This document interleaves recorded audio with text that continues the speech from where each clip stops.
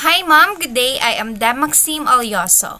So, good day everyone. I am Anrow Agsinao, and now we are going to identify the elements of the art of Friedrich called The Wanderer Above a Sea of Mist.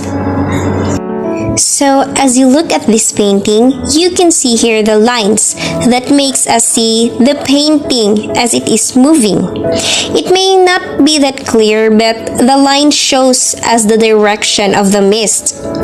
When we talk about colors, we can only identify 3 colors in there, but only the black and white were emphasized. The colors also painted smoothly. Shapes were not emphasized at this painting, but when you look deeper, the rocks formed as a rectangular and others are oval. In addition, the painting is in a portrait orientation with neat proportions that follow the rule of thirds composition. 1/3 is sky, 1/3 is the figure, and the last third is the rock on which he stands. In this part of the painting, it gives the work a tremendous sense of space to the viewers. There are also strong geometrical elements in the composition. The rocky precipice he stands on forms the apex of a triangle that echoes the bow of a ship breaking through the waves. Eyeline is drawn to the figure by the symmetrical downward slopes of the mountain tops. Talking about the character in the painting, there are many interpretations of it. We just know that he's a red-haired man wrapped in a dark green overcoat and grips a walking stick in his right hand. He is exactly in the middle of a scene, and the pyramid structure that Friedrich painted helps to have the idea that he fills the space even if the upper part of the painting is actually an empty sky. So what is the setting on the painting? The wanderer gazes out on a landscape covered in a thick sea of fog. However, there are some visible details. In the middle ground, we can see several other ridges with trees in the right. And in the far distance, there are faded mountains.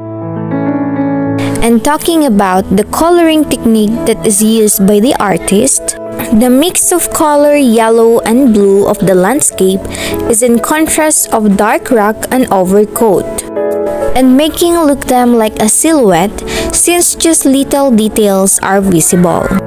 However, as we look at the painting, we don't feel like we are looking at 2 separate layers.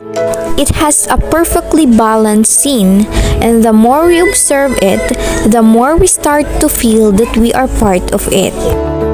Now, let us think what is happening in the painting. So the subject in this painting stands in contemplation and seems like reflecting. Accordingly, he wonders in that moment about the unforeseen future. By placing his back towards the viewer, he is not shutting them out. Rather, he enables them to see the world through his own eyes, to share and convey his personal experience. Some believe Wander Above the Sea of Fog to be a self-portrait of Friedrich. The young figure standing in contemplation has the same flary red hair as the artist. So, what manner of representation does the artist use this? Caspar David Friedrich represents his artwork as a moment of peace, unwind, and tranquility.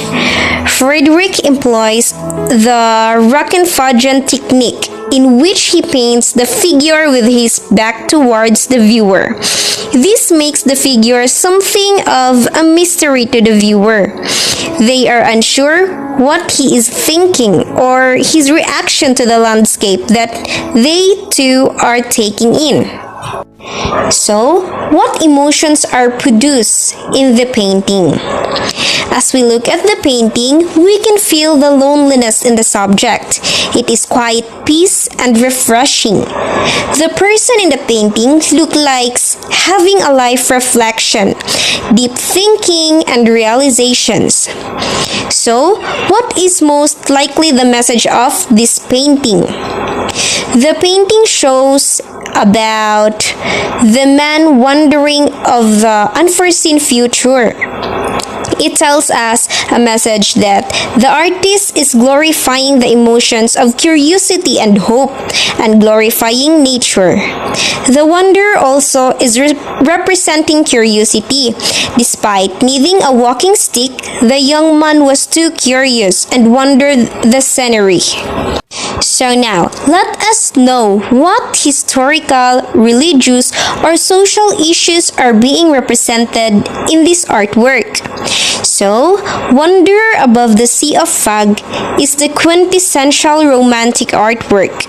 The aesthetic began as a reaction against the Enlightenment values, the logic, rationality, and order that partially contributed to the bloody monarch toppling French Revolution of 1789. So, who is the author? How does his background influence his artwork? So now, the author of this painting is Caspar David Friedrich. The Wonder Above the Sea of Fog, painted in 1818 or just after, is a bone-chilling image of a solitary hiker brooding over a sublime void. It is uncannily reminiscent of Frankenstein's contemplation of an alpine glacier.